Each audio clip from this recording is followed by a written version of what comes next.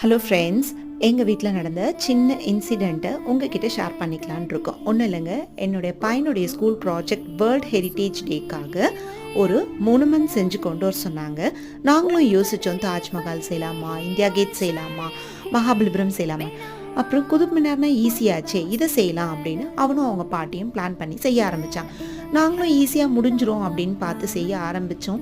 ஆனால் ஒரு நாள் இல்லை, 2 நாள் இல்லை, கண்டினியூஸாக 5 days ஆச்சு. ஒரிஜினல் எப்படி இருக்குமோ அதே மாதிரி செய்ய பிளான் பண்ணி செஞ்சாங்க. அதன் பிறகு தான் தெரிஞ்சுது, ஒரிஜினலாகவே இந்த குதுப் மினார் கட்டி முடிக்க 176 வருஷம் ஆச்சுங்களாம்.